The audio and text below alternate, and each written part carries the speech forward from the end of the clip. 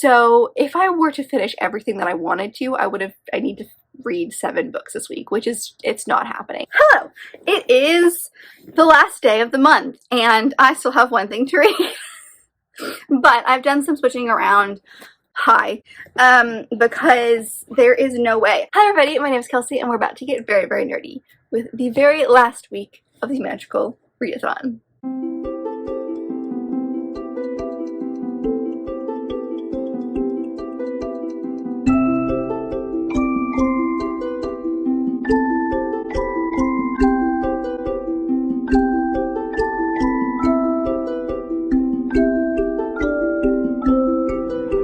So, like I said, it's the last week, and I'm on track to be doing decently. So as far as what we're starting out this week with, I have started something since I ended last week's vlog, kind of. So let me backtrack. What I'm trying to do for this week is I have 2 books that I need to finish. It is for my Master of Elements career. They're both for the Elemental Studies career. It's the first and the second in the Elemental Studies. The first one is Earth, which I've been reading since the beginning, and I really haven't touched at all. I'm 30% of the way through.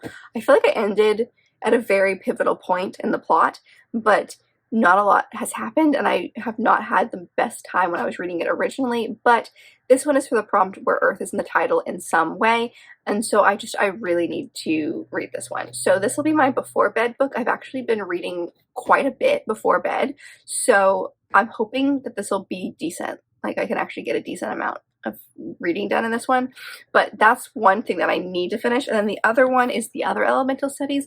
There have been many changes on my TBR, but this is one of the ones that I did not actually change, and that is Deadly Dreams by KJ Sutton, which is the 3rd book in the Fortuna Sworn series, and the prompt this one is in for is a book that's over 500 pages. It's the 2nd Elemental Studies. This one is 506 if you want to be specific about it. So just barely over 500 pages, but it is pretty chunky. It's a fantasy romance, and I'm nervous about this one because of the events of the 2nd book in the series. This one I feel like is going to be very, I don't know how to describe it, like 5th Harry Potter, 2nd ACOTAR trauma filled book. I just have this very suspicious feeling based on how the last one ended that we are going to be in Fortuna's head a lot. We're going to have a lot of inner monologue within this book and not a lot of plot. And the first 2 had a lot of plot.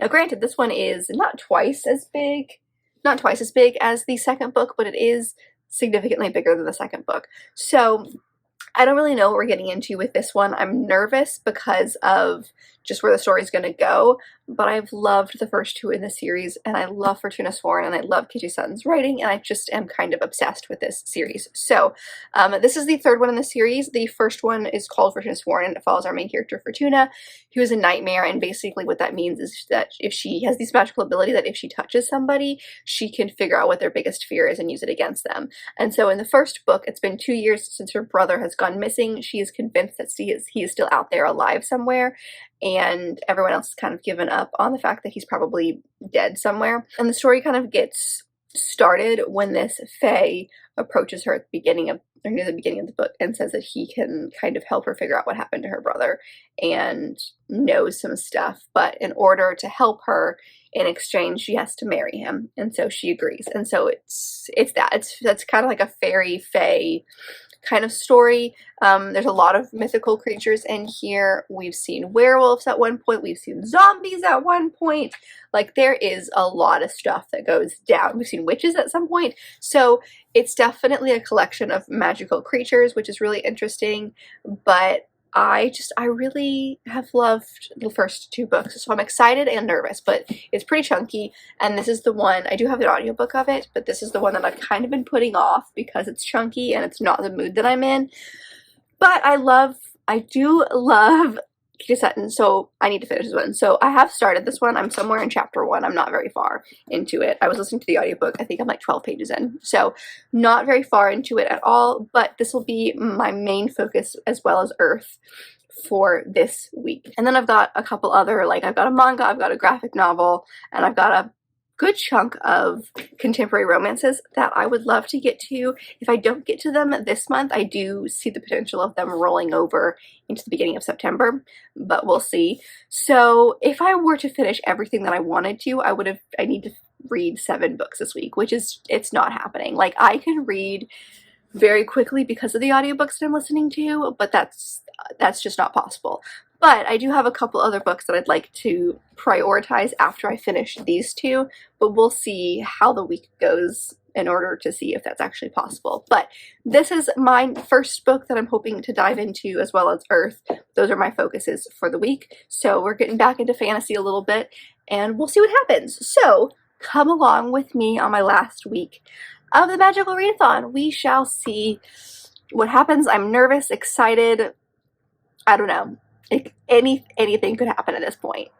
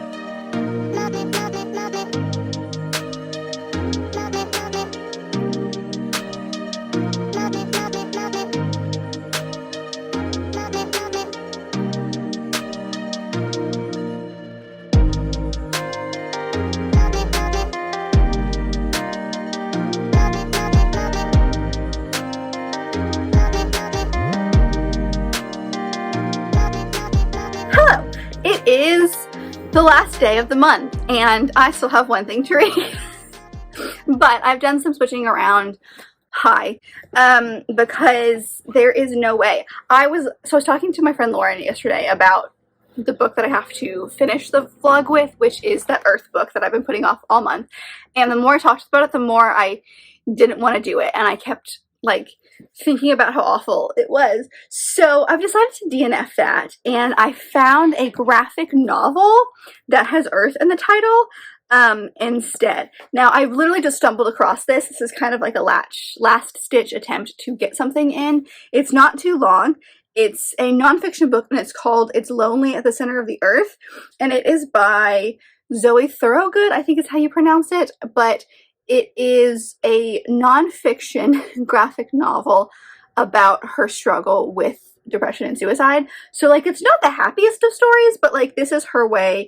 It's her chronicling 6 months where she, like, is not happy with her life and is thinking that, like, her happy place and her way of getting her, like, emotions out is by, like, drawing and writing them down. And so, like, this is just, like, a combination of her thoughts. So I'm on page 26 of about 120, 180. I don't know. It depends on which version I'm looking at. It's either 120. This one says 188. So I've got some time, and they're pretty, like, decent sized, like, as far as the well, that one's not, but, like, most of them have a lot of text on them. So we're gonna be giving this one a shot. I don't know what to expect from it, but I'm going to finish the readathon with that one. But I did finish last night Deadly Dreams by KJ Sutton. I gave it 5 stars. It was going to be a 4.5 until we got to the end and things happened, and I'm very excited for the next book, the 4th book in the series, which is 200 pages more than this one, and this one was like 200 pages more than the second one, so it's just getting bigger and bigger. So not gonna lie, I'm a little terrified to see what the 5th one looks like when that one comes out, because the 4th one is like 700 pages, and the trend is to just keep getting bigger. Are we looking at 1,000 pages soon? Like, I'm worried, but I really enjoyed this. It's gonna be hard to talk about because it's the 3rd in the series, and a lot of the plot of this revolves around how the 2nd book ended, and the 2nd book ended on a pretty big plot point, plot twist, reveal, something like that, where like it was not fun for the reader. So this book heavily, I would always look into trigger warnings. She has them at the beginning of her books, which I really enjoy. I love it when authors do that, because then you can pretty easily tell if that book's going to be for you. The biggest one in this book is PTSD when it comes to rape and sexual assault. So just be wary of that. It's not necessarily on the page per se, but it is like thought about. It's historical, and like I said, the PTSD from it. So like our character is thinking about it over and over again in her head. So it's a topic that comes up a lot. This one was interesting because I thought it was going to be way more in her head, and we were going to be, the best way I can describe it is a very trauma-filled book, which is important and fine, and I didn't have a problem with that, but I was just kind of preparing myself for a lot of inner monologue, and that's not the way this was. The way that our character kind of functions is by keeping busy. So the plot is still going, things are happening. She's not someone who's just going to like sit in her feelings for a while. Like, she's going to take her feelings and she's going to shove them down. She's also someone who's going to like confront her friends if they're having a hard time and make them talk about their problems, and in doing so they make her talk about her problems. So there's a lot of stuff with this that I didn't expect. It was way more plot heavy than I anticipated. A lot of stuff happened. I didn't get as invested as quickly as I did with the others, and I think that's just because the beginning we were kind of in her head and she wasn't really doing anything about her issues, and then once she started talking to people and having conversations and things started coming out, then we kind of could go from there. There was a not pretty big, but there was a decent like plot shift, twist, reveal, something along those lines near the end. I am mad at how this book ended. Not like the author did me wrong and it's a bad book. I'm just like, the plot kind of was like, excuse me, how dare you? And so now I just want the 4th one. So I don't know when we're going to pick up the 4th one because it's so freaking big. It's literally right there. I don't know if you could tell, but that's the 1st one and that's the 4th one. It's like triple or quadruple in size.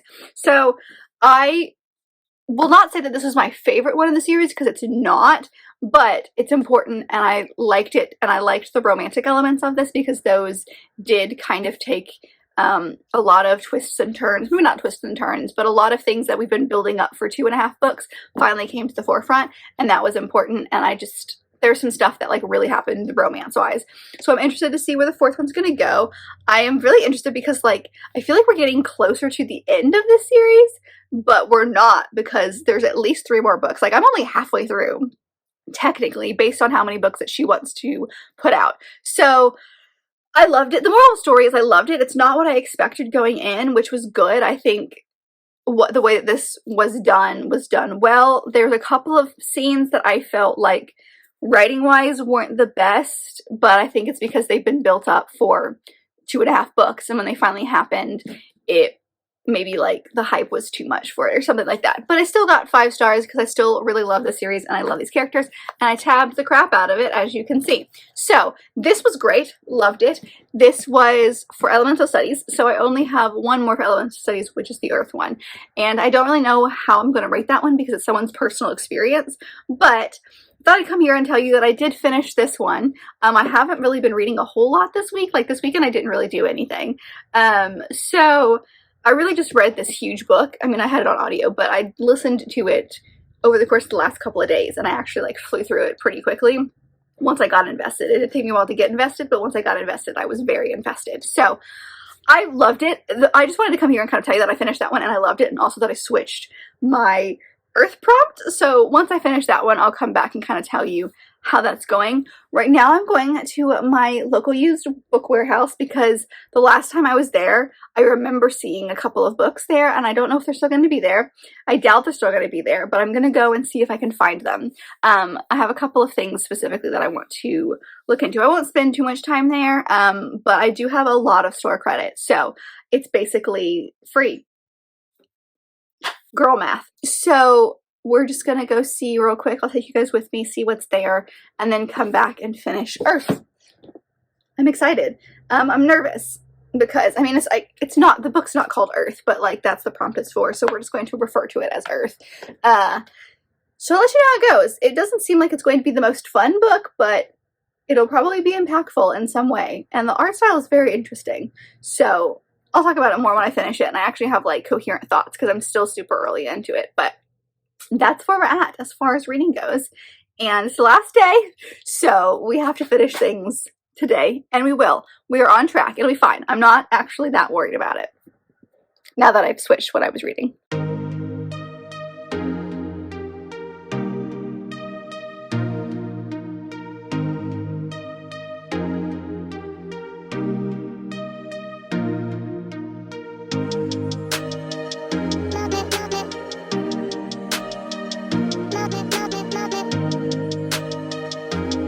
Wanted to do a quick update to let you know that I was successful. I went in for these two, and that's what I got, and then I also got a bunch of other things as well, but my goal was to find these two, and they had multiple copies of each, so it worked out. Success acquired. Now I just gotta find room on my shelves.